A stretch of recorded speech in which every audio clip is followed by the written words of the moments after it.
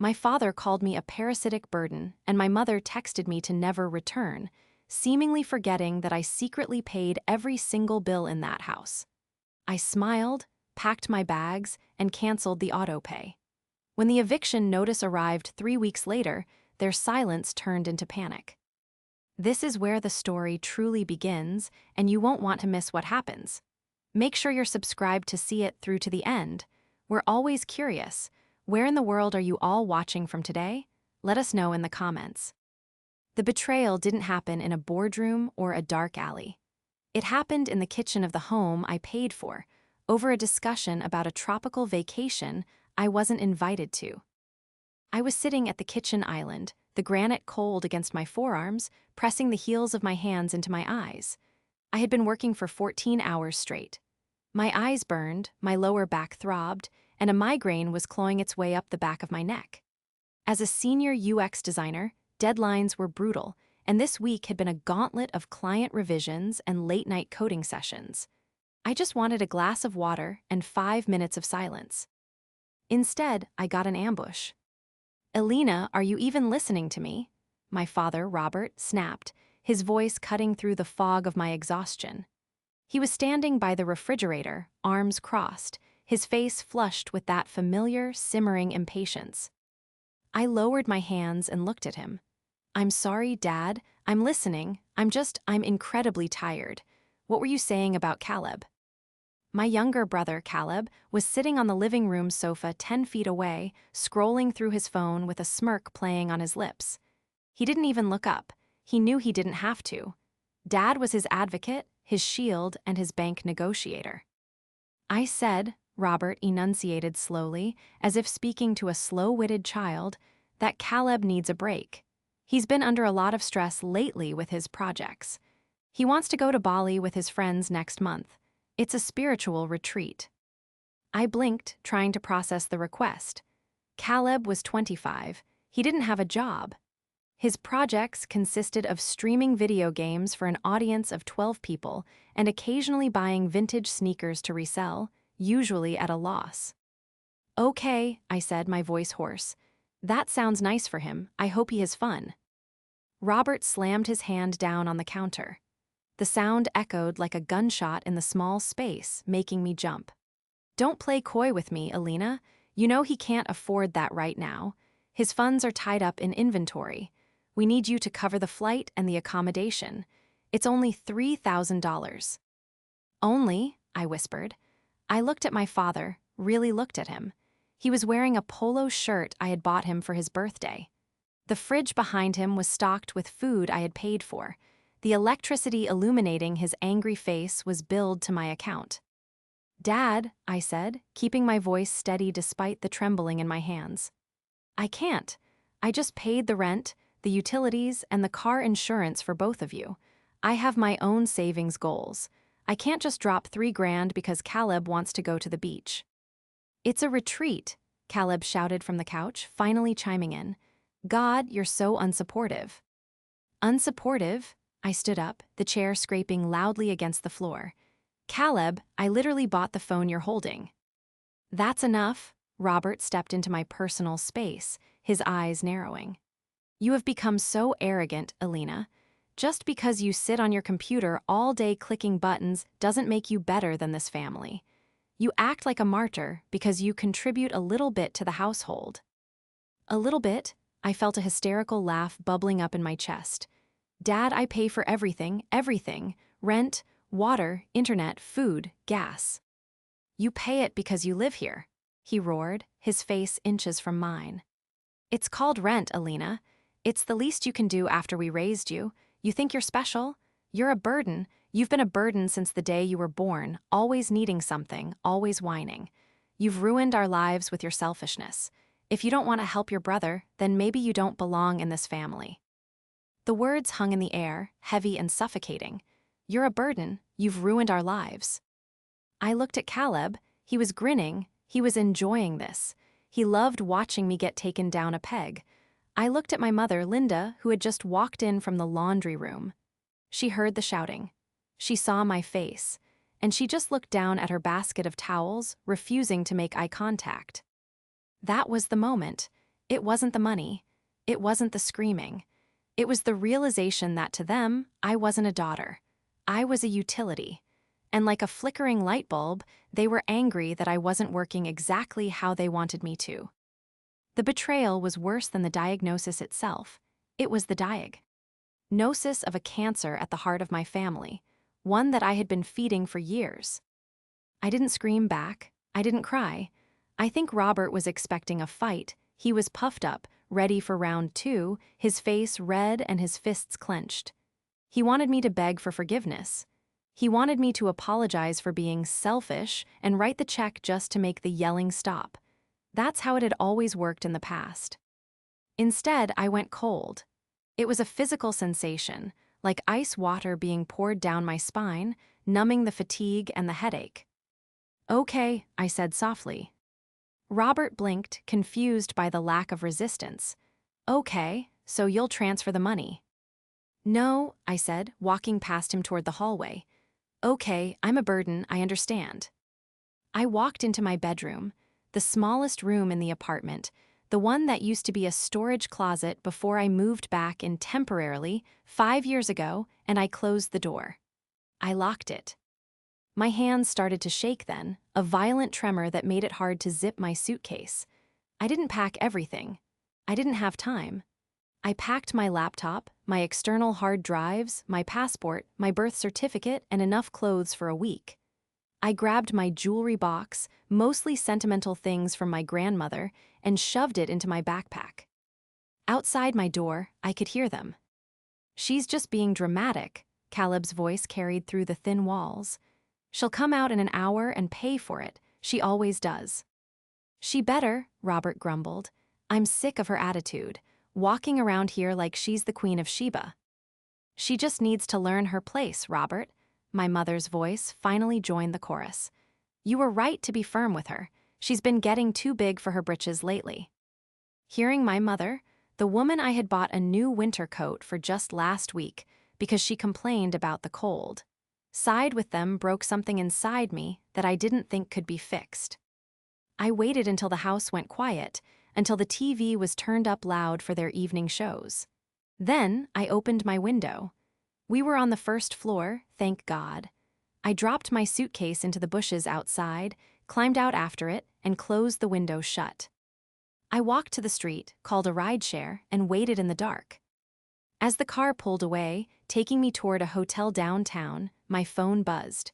It was a text from my mother. "Mom, Dad says you need to apologize to Caleb before you come out of your room. And don't bother coming into the kitchen until you're ready to act like an adult. If you leave this house tonight to go sulk, don't come back. We don't need your negativity." I read the text twice. The screen blurred as tears finally pricked my eyes, but I wiped them away angrily. "Don't come back." "Everything okay, miss?" the driver asked, glancing at me in the rearview mirror. "Yes," I said, my voice surprisingly steady. "Actually, I think everything is finally going to be okay." I looked down at my phone again. I opened my banking app. Then I opened the utility provider apps. Then the property management portal. They thought they held all the power because they were the parents, the authority figures. They thought I was just a child living under their roof, subject to their rules and their demands. They thought that by kicking me out, they were punishing me. But in their arrogance, they had forgotten one crucial thing. The lease wasn't in Robert's name. It wasn't in Linda's name. And the auto pay that kept the lights on and the water running wasn't linked to their bank accounts. To understand why this exploded so violently, you have to understand the history. I didn't just wake up one day and decide to bankroll my parents. It was a slow, creeping trap that took 5 years to close around me. 5 years ago, my father's third business venture, a luxury car wash franchise, went belly up. He lost everything. Their credit scores plummeted into the low 400s. They were facing homelessness. At the time, I was 24, just starting to make real money in tech. I loved them, they were my parents, so I stepped in. We found a beautiful 3-bedroom apartment in a nice complex. The landlord wouldn't even look at my father's application. He laughed at it. So I applied. My credit was perfect. My income was high. I signed the lease as the primary tenant. My parents were listed merely as authorized occupants. "It's just for a year, Alina," Dad had said, tears in his eyes, hugging me. "Just until I get back on my feet. You're saving us. We'll never forget this." But a year turned into 2, then 3, then 5. Robert didn't get back on his feet. He decided that working for someone else was beneath him. He spent his days consulting, which mostly meant sitting at the kitchen table drinking coffee and talking loudly on the phone to people who weren't interested in his advice. Linda, my mother, worked part-time at a bakery, but she spent every cent she earned on appearances. Getty. And her hair done, buying nice clothes and spoiling Caleb. And then there was Caleb, the golden child. Caleb was 6 years younger than me. He was born premature, and because of that, my parents treated him like he was made of glass. He was never disciplined. He was never told no. If he failed a test, it was the teacher's fault. If he got fired, the boss was a jerk. While I was working through college on scholarships and 2 jobs, Caleb was being bought new cars he would inevitably crash. The dynamic in the house was clear. I was the resource, and Caleb was the investment. I was the soil, and he was the flower. I remember one specific incident 2 years ago. The air conditioning broke in the middle of July. It cost $1,200 to fix. I paid for it immediately because my mother has asthma and can't handle the heat. 2 days later, I came home to find Caleb wearing a brand new pair of limited edition sneakers that cost $800. "Where did you get those?" I had asked. "Mom bought them for me," Caleb said, barely looking up from his game. "For moral support, I've been feeling down." When I confronted Mom, asking how she could afford $800 sneakers but couldn't contribute a dime to the AC repair, she looked at me with those wide, innocent eyes. "Alina, money is just paper. Your brother's happiness is priceless. Why are you always so jealous of him?" Jealous, that was their favorite word. If I set a boundary, I was jealous. If I refused a request, I was selfish. But the burden comment, that was new. That was a line they hadn't crossed before. Robert was a man who defined himself by his ability to provide, yet he provided nothing. To reconcile that dissonance in his head, he had to rewrite reality. In his mind, I wasn't saving him. In his mind, he was graciously allowing me to live in his home, and my payments were just a tribute, a tax I owed him for the privilege of his DNA. He honestly believed he was the king of the castle. He believed that the roof over his head existed because of his sheer force of will, not my direct deposit. He was a man who wore a suit of armor made of delusions, and he had just handed me the sledgehammer to smash it to pieces. The hotel room was quiet. It was a silence so profound it felt heavy, pressing against my eardrums. For the first time in 5 years, there was no television blaring from the living room, no Caleb shouting at his video games, no passive-aggressive comments about the dishes floating down the hallway. I sat on the edge of the pristine, white hotel bed, my laptop open on my knees. The blue light of the screen was the only illumination in the room. It was 2:00 a.m. on a Tuesday. Normally, I would be asleep, resting up for another day of funding my family's lifestyle. But tonight, I was wide awake, fueled by a cold, sharp clarity that had replaced my earlier exhaustion. I wasn't a daughter anymore. I was an auditor. "Okay," I whispered to the empty room. "Let's see what the damage really is." I logged into my primary bank account, then my credit cards, then the joint account I had kept with my mother for emergencies, an account I deposited $500 into every month, ostensibly for groceries. I pulled up a spreadsheet and started entering data. I needed to see the numbers. I needed to see the empirical evidence of my own stupidity. As I scrolled back through the last 6 months of transactions, a sick feeling began to churn in my stomach. It wasn't just the big things, like the rent or the car insurance. It was the death by 1,000 cuts that I had been too tired to notice. March 12th, $45 liquor store. March 14th, $120 pro gaming gear online. March 18th, $85 nail salon. March 22nd, $200 cash withdrawal, ATM at the casino. I stopped typing. The casino. My father had sworn up and down on my grandmother's grave that he hadn't gambled since the business went under. He told me he went to the library during the days to research market trends. I highlighted the row in red. I kept digging. I logged into the utility provider's portal. I had set everything to auto-pay 3 years ago because my mother would forget to open the bills, and I got tired of paying late fees. I clicked on usage history. The graph for electricity usage was a steady, climbing line. I drilled down into the daily breakdown. The spikes were consistent, midday, every single weekday. While I was working, the AC was being cranked down to 68 degrees. The TV was running. The gaming consoles were drawing power. They weren't just living there. They were consuming everything they could, as fast as they could, because they knew the supply was endless. But the real leverage, the weapon I hadn't even realized I was holding, was the lease. I logged into the property management portal.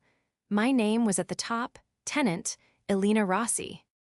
Underneath, in smaller font, authorized occupants, Robert Rossi, Linda Rossi, Caleb Rossi. I clicked on the lease documents, tab, and downloaded. The PDF, I scrolled to the termination clause. I read it 3 times to be sure. Clause 14b, termination by tenant. The tenant may terminate this agreement with 30 days written notice. In the event of early termination, the tenant is responsible for the remainder of the month's rent plus a penalty fee equivalent to 1 month's rent. I did the math. Rent was $2,800. The penalty would be another $2,800. Total cost to burn this bridge, $5,600. I looked at my savings account. I had enough. It would hurt. It would wipe out my vacation fund and a chunk of my emergency savings, but it was possible. Then I saw the most important detail. Clause 17, occupancy rights. Only the tenant listed on the primary lease agreement holds financial responsibility and legal possession of the property. Authorized occupants have no legal standing to remain in the property once the lease is terminated by the tenant. I sat back, a humorless smile touching my lips. Robert loved to talk about his house. He loved to threaten to kick me out of his house. He had internalized the lie so deeply he forgot the legal reality. He wasn't the king of the castle. He was a guest who had just insulted the host. I didn't act immediately. I needed to be strategic. If I just canceled everything now, they might guilt me back in. I needed a lawyer. I opened my email and drafted a message to Sarah, a law school friend of mine who specialized in tenant rights. Subject, urgent lease termination and eviction of family members. Sarah, I need to know the exact legal process for terminating a lease where my parents are occupants, but I am the sole leaseholder. I also need to know my liability if I stop paying utilities immediately. I've moved out. I'm safe, but I need to sever ties legally and financially. Call me when you wake up. I hit send, then I went to the utility portals. Electric autopay canceled, gas autopay canceled, internet autopay canceled, water trash autopay canceled. Finally, I went to the rent portal. The rent was due in 3 days on the 1st of the month. I clicked Manage Autopay. I hovered over the Delete Payment Method button. My finger hesitated. This was it. This was the nuclear option. Once I did this, there was no going back. The eviction notices would start automatically if payment wasn't received by the 5th. I thought about Caleb laughing on the couch. I thought about my mother looking at her laundry basket while my father screamed in my face. I thought about the text, "Don't come back." I clicked Delete. The screen refreshed, no payment method on file. I closed the laptop, turned off the light, and for the first time in 5 years, I slept for 8 hours straight. The silence lasted exactly 48 hours. During those 2 days, I went to work as usual, though I did it from the hotel desk. I blocked my family on social media, but I left my phone lines open. I wanted them to reach out. I wanted to see how long it would take them to realize the ATM was broken. It started on Thursday morning, the first of the month. I was in a Zoom meeting with my design team when my phone lit up. It was a text from Mom. "Mom, when are you coming home? Your father is still angry, but he's willing to talk if you apologize." I ignored it. 2 hours later.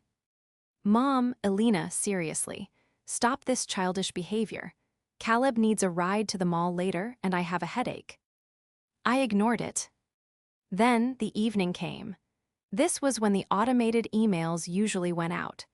The rent reminder emails. Since I was the tenant, I got them. But Robert, being the control freak he was, had insisted on having his email added to the notifications list years ago so he could monitor the household expenses. At 6:05 p.m., my phone rang. It was Robert. I stared at the screen, watching his name flash. Dad, a word that used to mean safety now meant obligation. I took a deep breath, put on my headset, and answered. "Hello. Where the hell are you?" His voice was a low growl, no greeting, no concern for my safety after 2 days of silence. "I'm at a hotel, Dad," I said, keeping my voice level. I had practiced this conversation in the mirror. Don't explain, don't justify, just state facts. "A hotel? Who is paying for that?" "I am." "You have money for a hotel, but you can't help your brother?" He let out a sharp, derisive laugh. "You are unbelievable. Look, I'm tired of this game. Get your ass home. We have things to discuss." And the rent email just came through. It says action required. You usually handle that before the first. Log in and fix it. "No," I said. There was a pause. A long, heavy silence where I could hear the background noise of the television in the apartment. "Excuse me," he said, his voice dropping an octave. "What did you say to me?" I said no, "I'm not coming home, Dad. You told me I was a burden. You told me I ruined your lives. I took that to heart. I don't want to burden you anymore with my presence or my money." "Elena, stop the drama," he snapped, his patience fraying. "You made your point. You're upset. Fine, we're sorry, okay? Is that what you want? A participation trophy? Just pay the rent and come home." "It's not about an apology," I said, leaning back in my chair. "I'm done. I canceled the auto pay, Dad. I canceled the electric, the gas, the internet, and the rent. I'm not paying it this month, or next month." "You can't do that," he said, his voice shaking with a mix of rage and sudden, dawning fear. "You live here, you have obligations." "I don't live there anymore. You kicked me out. Remember, you said if you leave, don't come back. My mother texted me the same thing. I'm just following your instructions." "This is my house," he roared, the phone speaker crackling. "I am the head of this household. You can't just cut off the utilities. That's illegal. I'll sue you." "Actually," I cut in, my voice icy, "it's not your house. It's an apartment. And looking at the lease I have open right in front of me, oh, look, the tenant is Elena Rossi. You are listed as an authorized occupant. Do you know what that means in our state, Dad?" What?" he sputtered. "It means you're a guest," I said, delivering the words with surgical precision. "You have no financial liability, which is great for you, but you also have no rights to the property without me. And since I'm terminating the lease." "You can't terminate the lease," he was screaming now. I could hear my mother asking what was wrong in the background. "We have nowhere to go." "That sounds like a problem for the head of the household," I said. "You have about 4 days before the late fees start. And I'd suggest you start packing, because once I file the termination notice, the landlord is going to want the unit back empty." "You ungrateful little B***," he screamed. "After everything we did for you, you're trying to destroy us." "No, Dad," I said, feeling a tear slide down my cheek despite my calm tone. "I'm just stopping the payments. If that destroys you, then you were already broken." I hung up, then I blocked his number. I sat there for a moment, my heart hammering against my ribs like a trapped bird. I thought I would feel guilty. I thought I would feel sick. Instead, I felt lighter. The weight of 5 years of carrying 3 adults on my back had just vanished, but I knew it wasn't over. Robert wasn't a man who accepted defeat. He would escalate. He would try to hurt me. And I was right. The next morning, the war truly began. The counterattack didn't come from my parents directly. I had blocked them. It came from Caleb, and it came from the extended family. On Friday afternoon, I received a notification from LinkedIn. It was a message from my Uncle Jerry, my father's older brother. "Jerry, Alina, your father just called me. He says you've abandoned them, that you stole money and ran off. I expected better from you. They are elderly people. Fix this immediately." Stole money? The audacity was breathtaking. I didn't reply to Jerry. I took a screenshot and saved it to a folder labeled harassment. Then came Caleb. I hadn't blocked him yet, mostly because I needed to know what they were planning. He sent me a voice note. I played it. His voice was dripping with venom. "You think you're so smart, don't you? Dad's calling the police. He's going to tell them you embezzled funds from his company accounts to pay for your lavish hotel. You're going to jail, Alina. Just transfer the rent money and maybe he'll drop it." I almost laughed. His company accounts. The company that hadn't existed in 6 years, the accounts that had a balance of 0. But the threat of police involvement, however baseless, made me realize I needed to be bulletproof. I needed to know exactly what lies they were spinning, and I needed to prove they were lies. I decided to do a digital forensic sweep of the old devices I had left behind. I realized I still had access to the cloud account linked to the family iPad, the one my dad used for his business. I logged in. The photos synced automatically. The notes synced automatically. I started scrolling through the Notes app on the iPad. Most of it was grocery lists or password reminders. But then I found a note titled Caleb Future. I clicked it. It was dated 6 months ago. Plan for 2026. Sell the grandmother's jewelry. Alina doesn't check the box. Use proceeds for Caleb's car down payment. Tell Alina the insurance rates went up to cover the monthly. My blood ran cold. My grandmother's jewelry. The box I had grabbed in a panic before I left. I scrambled off the bed and grabbed my backpack. I pulled out the velvet box. My hands were shaking so hard I could barely open the latch.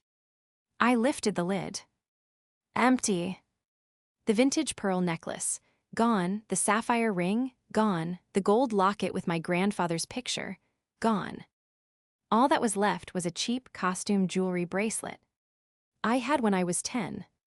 I sat on the floor, the empty box in my lap, and a scream tore its way out of my throat. It wasn't a scream of sadness. It was a scream of pure, unadulterated rage. They hadn't just used me for money. They had stolen my heritage. They had pawned my memories to buy a car for the golden child. I grabbed my phone. I didn't call them. I called the police non-emergency line. "I'd like to report a theft," I told the dispatcher. "Grand larceny. I have the perpetrators' names, and I have digital evidence of their intent to sell." While I waited for the officer to call me back, I went back to the iPad cloud. I needed more. If I was going to bury them, I needed the whole graveyard. I checked the browser history. It was a litany of gambling sites. Online poker, sports betting, DraftKings. Then I checked the emails. I found an email chain between my father and a landlord. But not our landlord. It was from 5 years ago, right before we moved into the apartment. "Landlord, Mr. Rossi, we cannot rent to you. Your background check shows 3 prior evictions and a bankruptcy fraud charge. Robert, my daughter will sign. She has perfect credit.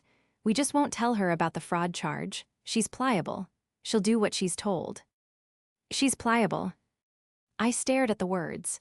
He hadn't just fallen on hard times. He was a predator.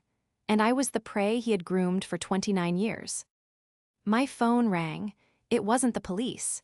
It was the actual landlord of our current apartment, Mr. Henderson. "Alina," Mr. Henderson sounded stressed. "I just got a very disturbing call from your father.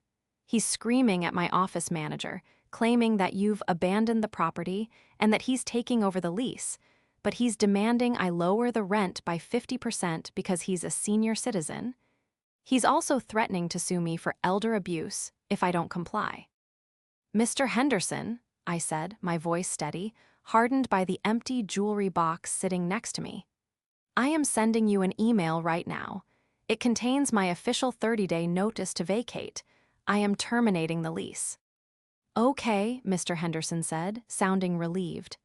I accept that, but what about your parents? They are refusing to leave. They're saying they have squatters' rights. They aren't squatters, Mr. Henderson, I said. They are unauthorized occupants once my lease ends, but I have something that might help you get them out faster. I have evidence that they are damaging the property. What? I'm sending you photos, I lied. Well, I improvised. I knew Caleb smoked weed in his room despite the strict no-smoking policy. I knew Dad had tried to fix the plumbing himself and caused a slow leak under the sink to save money. You need to do an inspection. Immediately. Give them the 24-hour notice. I'll post it on the door today, Mr. Henderson said. If I find damage, I can evict for cause in 3 days. I don't need to wait for the rent to be late. Good, I said. And Mr. Henderson, bring a police escort. You're going to need it. I hung up. The police officer called back 5 minutes later. I gave him the details of the jewelry theft. I gave him the serial numbers of the items, which, thank God, I had insured and documented years ago. We'll pay them a visit, the officer said. I looked at the empty jewelry box one last time. Don't just pay a visit, I whispered. Arrest them. The stage was set. I had the evidence of the theft. I had the proof of the fraud. I had the landlord moving in for the kill. But I knew Robert. He wouldn't go down without a public spectacle. He would try to shame me one last time. He would try to rally the family against me. So I decided to give him exactly what he wanted, a family gathering. My cousin's wedding was on Saturday. Everyone would be there. Uncle Jerry, the aunts, my parents, me. It was time to go public. The wedding reception was held at a sprawling vineyard estate, the kind of place my father would have claimed he could afford if his investments had paid off. The sun was setting, casting long, golden shadows across the perfectly manicured lawns, but the warmth of the evening did nothing to thaw the block of ice sitting in my stomach. I had debated not coming. Part of me wanted to stay in the safety of my hotel room, monitoring the eviction proceedings from a distance. But another part of me, the part that had been called a burden, the part whose grandmother's legacy had been pawned for a used BMW, needed to look them in the eye one last time. I wore a dress I had bought specifically for this moment. A sharp, emerald green silk gown that fit perfectly, paid for with the money I didn't spend on their electric bill this week. I walked into the reception tent with my head high, though my heart was hammering against my ribs like a trapped bird. I spotted them immediately. Robert and Linda were holding court at table 4, near the bar.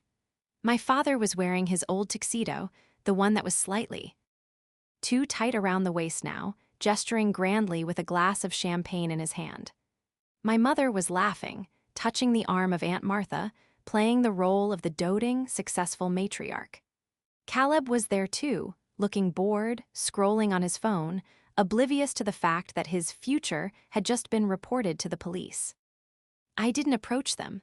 I went to the bar and ordered a sparkling water. Elena. I turned. It was Uncle Jerry.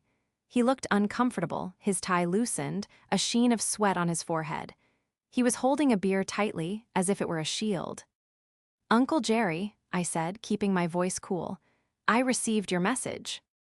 Look, he started, glancing back toward my parents. Your dad, he's really upset.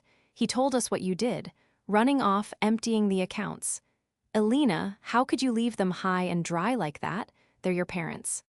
Is that what he told you? I asked, turning fully to face him. That I emptied the accounts.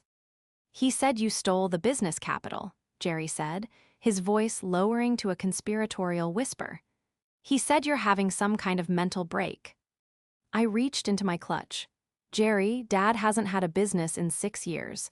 The capital he's talking about is my salary, and I didn't steal it, I just stopped giving it to him. Before Jerry could respond, a shadow fell over us. You have some nerve showing your face here. It was Robert. He had seen me.